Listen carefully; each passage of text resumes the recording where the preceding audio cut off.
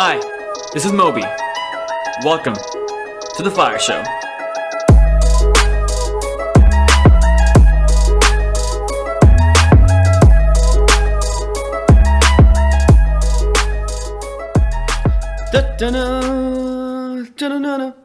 As I've mentioned on this podcast before, I moved to the US from Pakistan in 2010. That's Pakistan, just in case you didn't get that. My immediate family is back home, so I go and visit as much as I can, and I'm asked questions about to be honest, when I'm going to be married, when I'm going to be cutting my beard, and when I'm going to be getting a haircut. It's a lot of fun. I don't recommend it. One of the great things of going back home is that it allows me to connect with one more entrepreneurial ecosystem, that of Pakistan. Today, I'm sitting down with one of the facilitators, the leaders and visionaries of that ecosystem, Nabeel Qadeer. He is the director of entrepreneurship at Punjab IT Board, which is the equivalent of a state ministry for IT. The chairman of that board, Umar Saif, who's mentioned quite a couple of times in this episode, is also a remarkable technologist and visionary, one that I've had the pleasure of interviewing on the previous podcast. Nabeel is also the head of Plan 9, an incubator in Lahore, my hometown. Plan 9 sends startups to the US twice a year as part of a partnership with the US State Department and the city of Austin.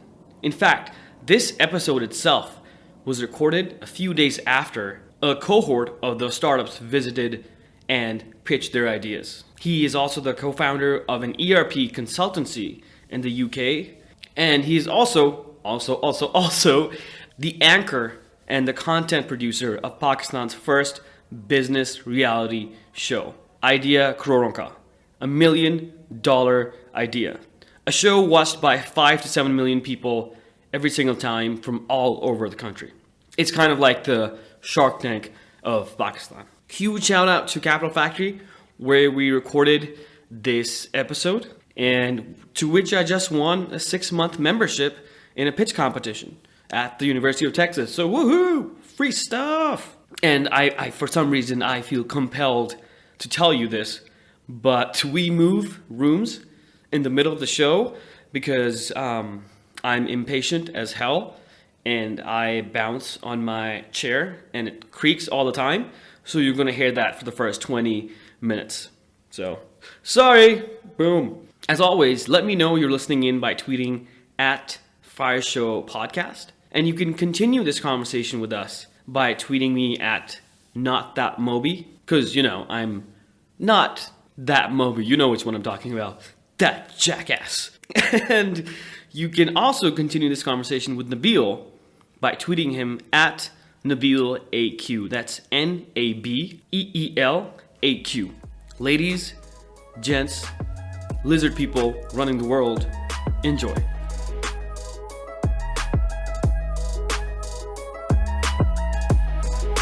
Hi Nabeel. Hi, how are you? Good. Assalamu How are you? Walaikum salam.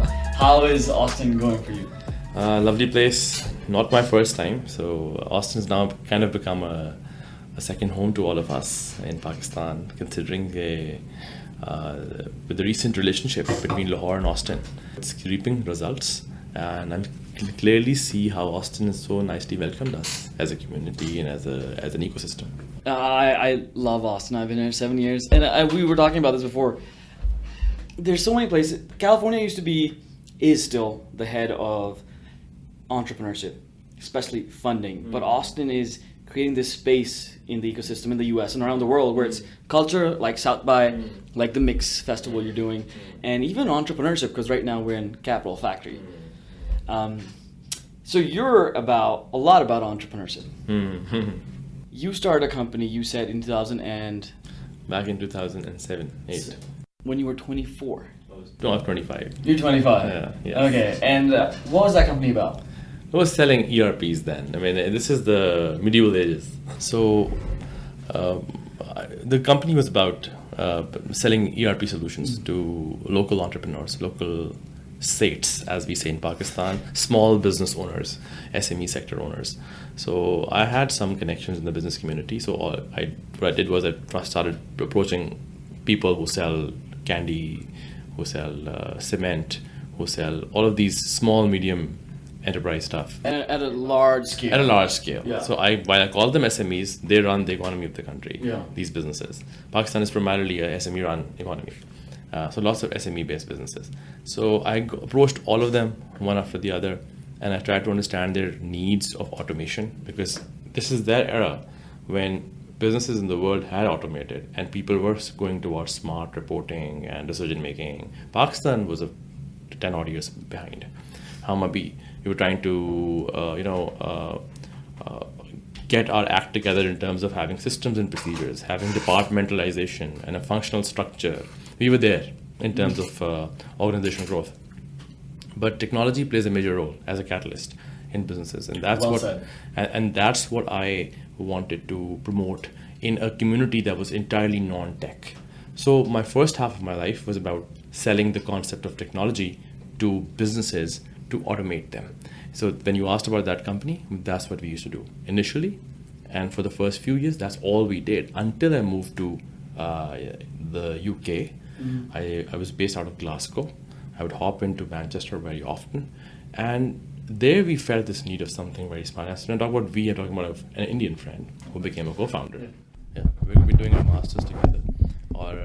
In doing so, one day I remember that, and this is a very interesting incident, and I don't want to really tell the young people to do this, but sometimes this works for entrepreneurs.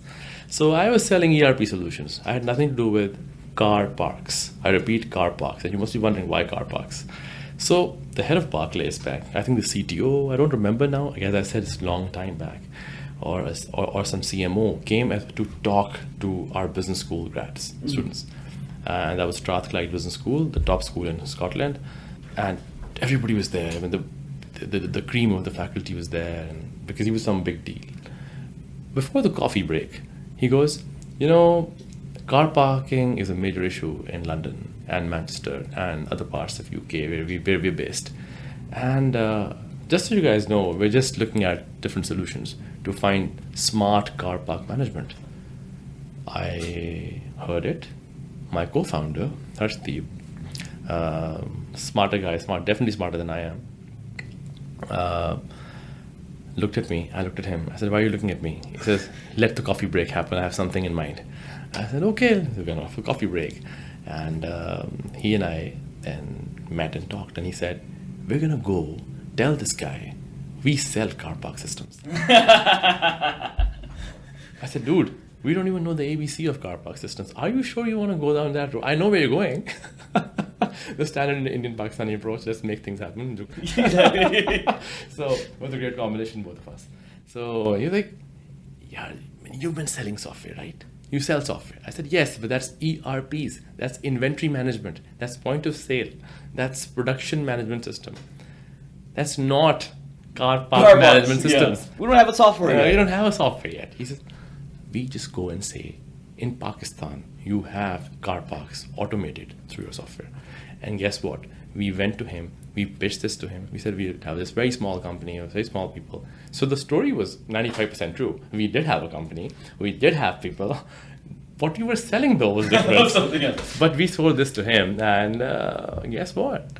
And this is what I tell entrepreneurs. Sometimes luck plays in your favor. He goes, "Well, I'm giving you 3 weeks. Come back to Manchester. I'll set up a demo with my tech team. Give us a demo. And if you like it, there's this very huge Barclays Bank on Oxford Street in Manchester." And I said, "We'll set up a pilot there. We won't pay you any money, though." We said, "Fantastic, not a problem, whenever you say." 2 days down the road, I took a flight, went back to Pakistan. Forget about my masters. That'll happen anyway.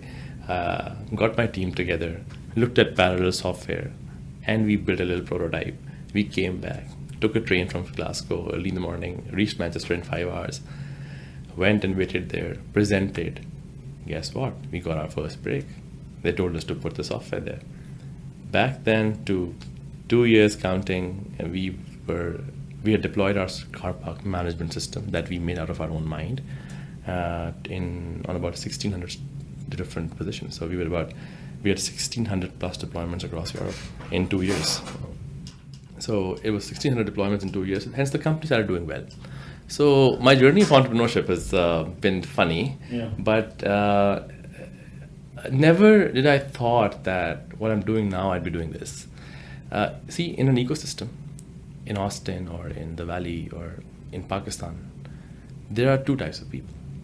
I say this to entrepreneurs and people I meet, that there's one set of people who are doing things, right? They are entrepreneurs.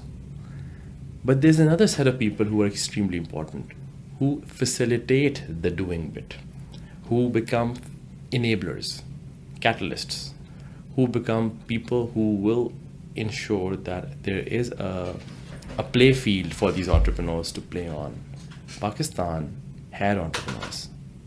What Pakistan did not have was facilitators of entrepreneurs. What Pakistan did not have was incubators. What Pakistan did not have was co-working spaces. And the concept of coming up with an idea, even if you have money or not, resources or not, and you can create something great. This belief system did not exist. Hence, a lot of great engineers that Pakistan produces, they ended up going to big companies to work for them. Why? Because they knew we don't have much resources. We can never make a Dell. We can never have an IBM. We can never have these huge giant companies of our own. And that was the reason why we weren't progressing as an ecosystem. You talked about Austin. Austin realized this, I think, about 10 to 15 years ago. And right now, Austin, if not better, at least is close at par with the Valley in terms of the activity that exists 100%. in the space of entrepreneurship in Austin. I have never seen a more active, more inviting incubator or a co-working space in the world. And by the way, I've traveled. I'm telling you this with a lot of authority.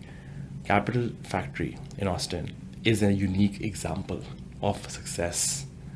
Clearly, it has become the heart of the ecosystem that exists for entrepreneurs in Austin. I will not talk about Plan 9. That is what Umar Saif did. Yeah. What he was able to do was he took the brunt, he convinced the government, parked some money for it, and well, then the best thing he did after parking that money and creating that space, he hired me. So there are two good things that he did. So he asked me to come join him, and we built Plan 9 together. Plan 9 is the parallel of Capital Factory. In Pakistan, yes, absolutely. It started stuff. I'm not saying we're the best. I don't like using such words, best and largest and all these things. We may not be, that's questionable. What we have done though is, we have kickstarted the culture of incubators, co-working spaces, and let me go back to the same word, facilitators. The importance of facilitators in an ecosystem began because of Plan 9. Then great people like Jahan Ara, who's built Nest in Karachi, and then folks now who are doing National Incubation Center in Islamabad, like Yusuf. Lots of great people who could have done other things with their lives. Yeah. They went on to take the role of facilitators.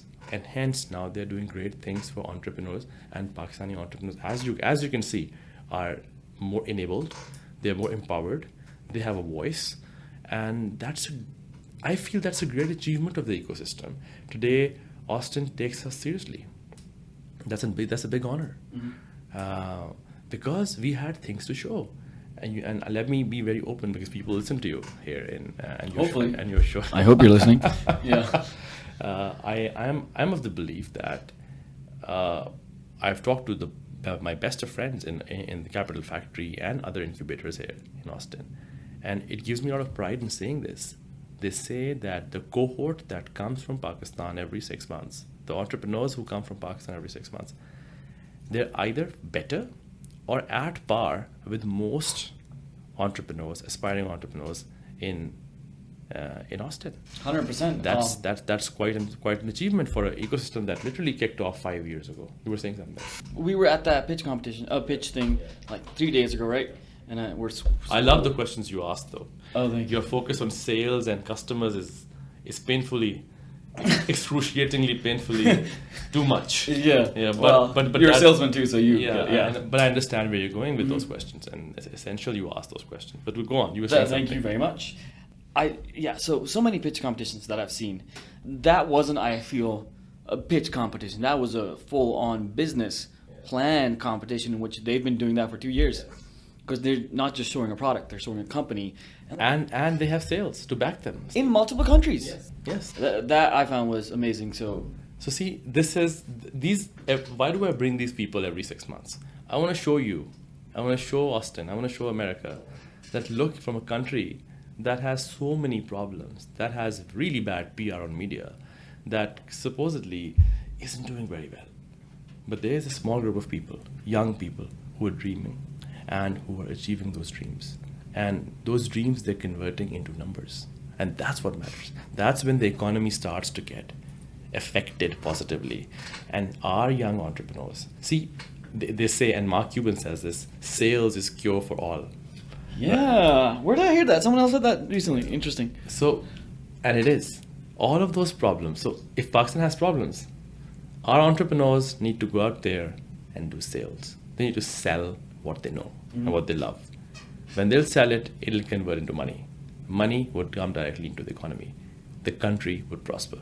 Hence, it's a very patriotic initiative. Yes. To promote entrepreneurs in our country. We feel we have no other way to come back and compete with the world. The best way to compete with the world and have our own standards is to promote our entrepreneurs. And that's what we're doing for so many years. It's had a huge impact, and I'm glad you actually gave context to pretty much the whole of the interview. I love that story you talked about with your co-founder, how you just switched on a dime and started a company. And so after that, you've done that a lot more. You have a TV show, you started that Plan 9, Plan X, then so many wonderful programs.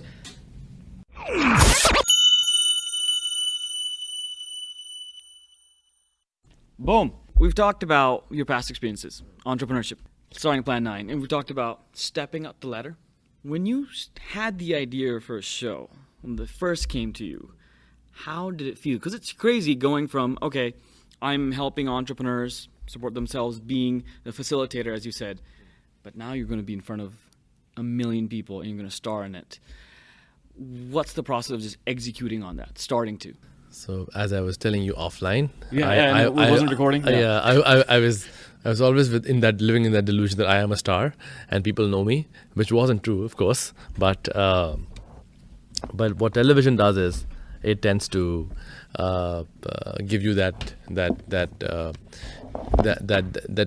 2 minutes of mileage immediately, whether you're good or not. So that's happened to me. Luckily, the show did well. But let me tell you the background to this. What I was doing was facilitation, right? So I was working on an incubator. I was trying to set up an accelerator. I was setting up co-working spaces. I was trying to promote entrepreneurship in schools. I was teaching, by the way, one of my first love, and most probably is going to be my last love.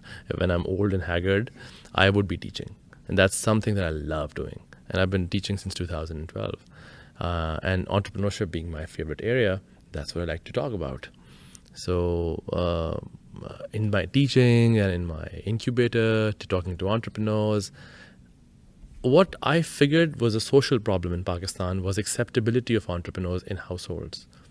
People would not take pride, parents would not take pride in a son who was trying to do a little company, like to build a small e-commerce portal, but they would take a lot of pride in telling he works in this big bank or he works in this multinational company, so my son's really successful. So the definition of successful to me, frankly, was quite flawed, because I have not seen a single country prosper if it was not for its entrepreneurs. United States of America, it's structured on 2 or 3 economies, like steel. I talk about Rockefeller, talk about JP Morgan Chase, talk about these 2 or 3 giants who've moved the American economy at a time when America needed it the most. It's entrepreneurs. Look at Japan. The World War II finished the country entirely. Automobile industry. Toyota, became a revamping model, a revamping tool for the Japanese. Look at the Germans. They're all entrepreneurs. So all of the great countries in the world are very entrepreneurial. So I was very sure it has to be entrepreneurship. That's the way forward. That was your mission. Like That was the that's what mission, you were yeah. gonna promote. So now I figured, what is it? And I think a lot about this. And I've talked to you about my past, about thinking through things very differently. I'd think, what is it that I would do that my mom and my dad would look at somebody and say, wow, I'm impressed with this 24-year-old. What does he do? They'd only be impressed by sportsmen and actors and singers, right? Because they hadn't seen better. So I figured, if people can come on television and share their stories, share their struggle, show that they're making money, show that they're denting the economy positively, they may become the new heroes of Pakistan. So the only way to bring them to TV was through a show. I had to create a platform. I had to be, yet again, a facilitator. So I went with my business proposal of a show to the top channels in the country. And as you asked what I did in 2 years, all I did in 2 years was getting lots and lots of rejections, lots of insults, lots of waiting, lots of no answers, lots of advice, by the way, free advice. I've come up with this line, you might want to save it for your own life because you're younger than me. There's no such thing as free advice, because free advice and free food are usually very bad, right? So I never take free advice. And I got a lot of free advice. Son, we like your motivation. You should focus this energy on something more productive. You want to be on TV? Yeah, we like how you look. We like how you talk. We'll bring you on TV. Why don't you do a why don't you do a political show? We'll make you be the most. Because it has to be entertainment. It had to be entertainment. It had to be something spicy. Why don't you do a game show or a sports show? It sells. I did not go to them to sell what already sells. I wanted to go to them to sell what does not sell in the country. And that was business shows. So 4 channels rejected me. The 5th channel, the founder of that channel, met me at a little event and sees me himself, and supposedly he was very impressed by my work at Plan 9. Mm-hmm. So he goes to me, I've heard that you've banged your head against the wall with the idea of a show. It's out there, no one's taking it. Why don't you come speak to me? I said, who are you? You hardly see these people, the owners of channels. So I didn't know who he was. He said, well, I own this little channel called XYZ, where my show airs. I said, that's not little, that's a big channel. He says, well, then that's my channel. And I am offering you to come, do what you want to do on the channel on prime time. So it just kind of, you were banging your head against the wall. In the end, the combination of you putting it out there and just luck came together. Of course, luck. Luck favors the brave. So I think it was luck, but it was a lot of hard work too. And I started designing the show in August of 2016. Okay. And we went on air on 1st of March 2017. So less than a year. From approval it's only 6 months, because I worked my butt off. I worked day and night to build this show. And then I must mention my friends who came and joined me, who supported me. I want to mention Umar Saif, who's a star in our country. And having him on your side is always useful. And he was a major supporter. He became an advisor. Then Abbas Yusufzai, you're a UT guy. You're Austinite. Yes. Abbas Yusufzai became this person who said, do it. Then another Austinite, a UT Austin guy, Naeem Zamindar, who also... All in Pakistan. All in Pakistan, okay. Yeah. So they came in as investors on the show. And the show got on air. We did a lot of marketing. It was nice seeing myself on billboards, It was like, wow. How'd that feel for the first time? Well, I just stopped there. There was those were emotional moments for in the initial beginning, seeing myself. But the best part was when my daughter would come back from school and tell me, "Dad, I saw you on the streets, on billboards," and that was very emotional. And today she's my biggest fan. She saw all the episodes live and also repeats. So she even knows which companies. By the way, she's only 8 years old, and she knows the companies. She knows what they do. So see the impact. There's a reason why I'm mentioning my daughter. An 8-year-old is watching a business show and knows what startups do in Pakistan, knows what Karjabi does, knows what Patari does, knows what Mango Bars does. An 8-year-old. That's you're giving them access to those kind of ideas. And And this dreams. is with the power of television. If you are able to get into people's lives through television, and mashallah with this show called Idea Croron Ka, which is the Urdu name for $1 million idea. We have changed things. So there's a social change. I get mithais and sweets and duas from mothers of young boys from Multan and Sialkot and Jhelum and other small cities. I could never imagine that this will reach so far. And there's a social impact. Parents are now, it's just one season down. We're coming up with the second season in 2 weeks. One season down, and there's a general trend of mothers and fathers allowing their kids and promoting their kids to go out there and be entrepreneurs. I think that's the biggest And you're achievement building of the show. that culture. The cultures that was already there has now again catalyzed. It's getting better. It's getting refiner, and there's more acceptability for startups and entrepreneurs in Pakistan. That's extremely useful. I think we've talked about your past experiences, right? And that importance of seeing someone else succeed in that way. What's the biggest change in your life that's happened since you went on TV? In terms of how people interact with you. Do people Very good question. act differently? Oh yeah, very very good question. The first change, and laugh all you want at this, I have all of a sudden become extremely gorgeous and handsome. Yeah. The same Nabeel is now the same people who've known me since I was in my Pampers and my diapers. And I'll say, you're very handsome. You're good looking. So it just shows how sad it is. Everybody who comes on TV can be handsome. So this is how mindsets work. See, so They see someone and it becomes a status. yeah, Absolutely. it's a Okay. status thing. It's a status thing. People start looking at you from a different frame. The lens changes. See, so I'm the same guy. I'm as beautiful as I was before. Yeah. Same joke, same joke. personality. Yes. Yeah. So that's a change. Second, a lot of people are looking up to you. It's a big responsibility being on TV. I see, and I'm not overstretching this. Kids, young 21, 22-year-olds, travel all the way from KPK, from Quetta, and that's a 7-hour, 8-hour drive. They drive all the way just to meet me for 15, 20 minutes, just to take advice, just to take that mentorship. Do you realize how big a responsibility this is? These kids, they look up to you. They're finding new heroes. See, I am going to come and go. I will go away very soon. My show may not last after the second season. But what I'm happy about is somebody else will do it better than me. And then there'll be a new hero. And this new culture in our country.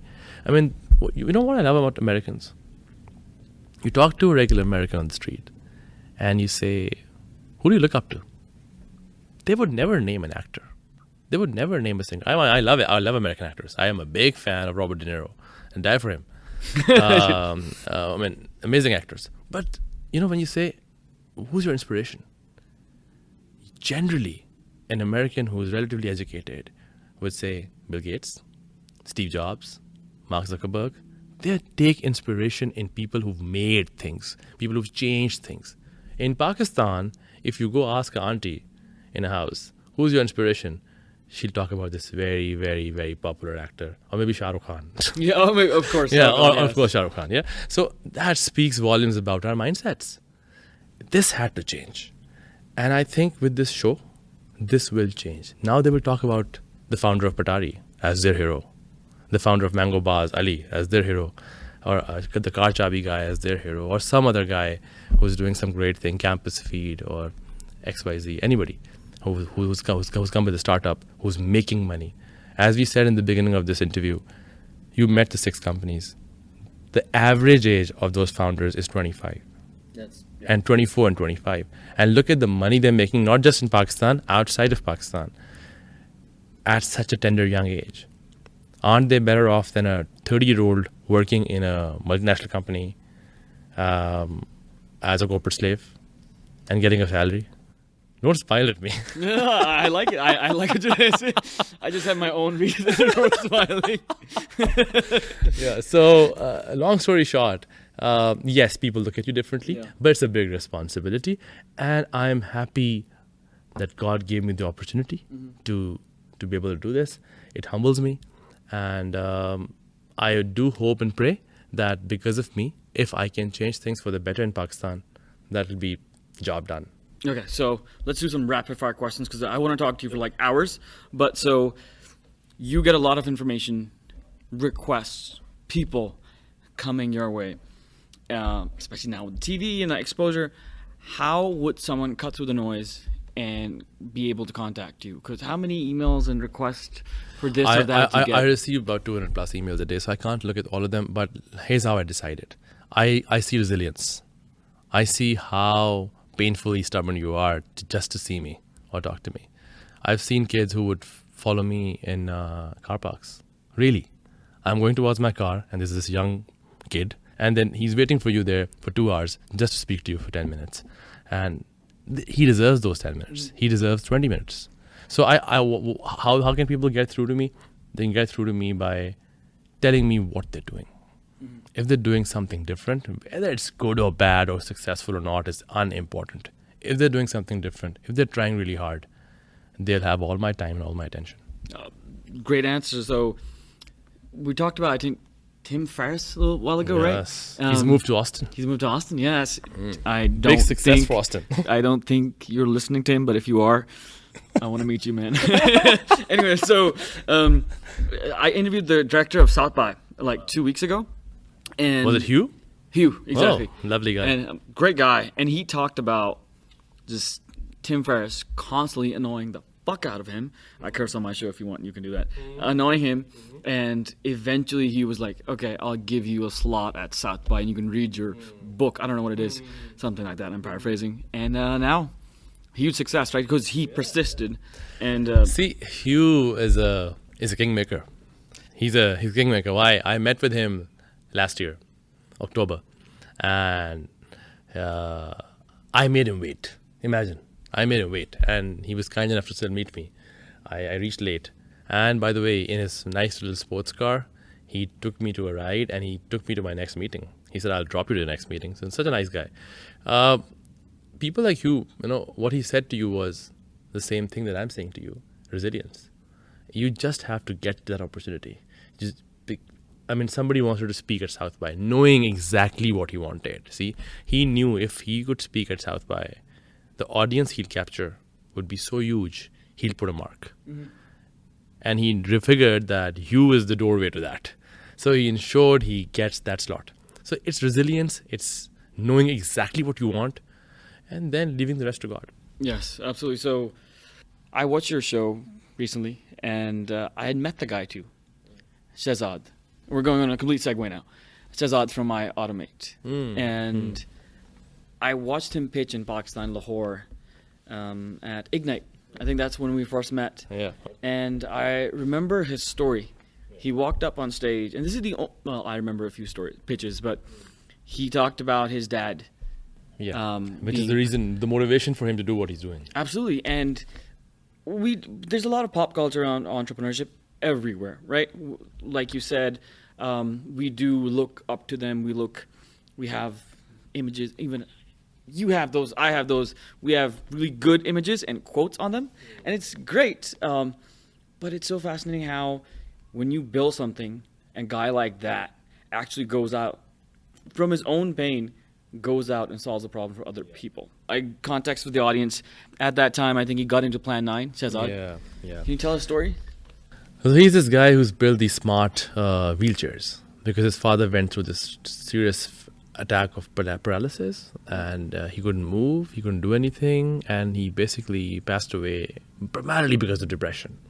So his son, a young boy, a 22-year-old, felt that pain and decided to fix that problem by creating a startup that would make smart wheelchairs and would help people become and feel more empowered and independent. That's his story. And the reason for bringing him on the show primarily was the strength of his story. The product did not make money. I knew it won't make money. I knew he may not even raise money on my show. But the reason I pick and choose companies to come on my show with particular angles. I have to create good television content, right? it's a media thing, man. Of course. You need ratings, right? Yeah, I asked a lot of people for reviews Yeah. for this one. Anyway, go ahead. Okay. Yeah. Okay. So the one thing is that what sort of emotions are you bringing on television that would kind of make people want to talk about it? See, you met a guy, you heard the story, it was warm and fuzzy. You were mentioning it to me even a year after, and I'm asking where he is. The company's doing well. What the show did for them, they never raised money, but guess what they got? They got eyeball. They got millions of people. Our show is watched by about 2, 3, 4, 5, sometimes 7 million people, and that's a big following for a startup show in Pakistan. People saw their show, they contacted them. They're now putting up pilot chairs in different organizations. They're doing well. They're not closing down. They will end up doing well, primarily because the guy knows what he wants to achieve, and he's just at it. He doesn't want to give up. It's the power of distribution. I think you mentioned this before, which is just getting in front of people. I'm going to mention this publicly on the podcast, but before I used to think the size of the audience doesn't matter. Sure, of course, trying to be rich is great. Try to be rich, but just trying to be famous for the sake of it is crazy. But distribution matters. Some startups, like Hugh, right? Tim got in front of Hugh, and look at where he is. We have to we have to become the people who have that distribution, or get to that. them. And otherwise, a lot of the Otherwise, it's stuff very that you want hard. to do. See, you have to reach to your customer. Yeah. You have to be able to have a clout. See, your personal branding matters a lot. Your personal story matters a lot. And I remember once you saying this to somebody, I was very impressed by you that day when you were advising some startups and you were telling about the power of storytelling. And it's so essential. You could be all metallic, all great, all good, but people won't be able to relate to you. People relate to your weaknesses because 100%. we're all weak. We've all made our mistakes. We all have our dark sides. Yes. Right? I'm So really they- hungry right now, but that's my weakness. Go ahead. That's your weakness. So I think distribution and being able to reach out to people is essential for any entrepreneur. If you may be the best engineer, you may produce the best product. You don't know how to sell it, you will just be wasting your life, my friend. You will end up leaving it because there's no distribution.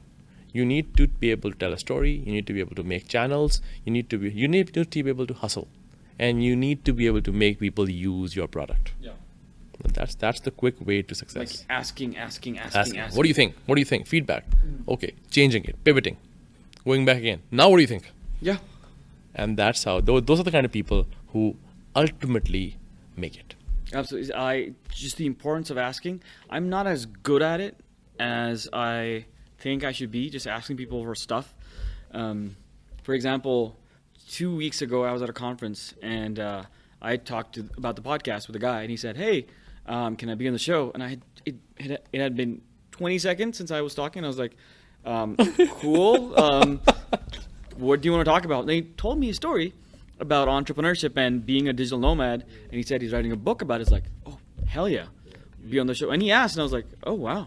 I See- would never have had that conversation otherwise. See, that's the thing. So, and you chose to have him on your show. Why? Because there was content. There was Valuable there was content. real valuable content that people would hear, and they would be inspired. They would get questions. They may have. It'll hurt them brain cells. As long as that's happening, it's worth a shot. Absolutely.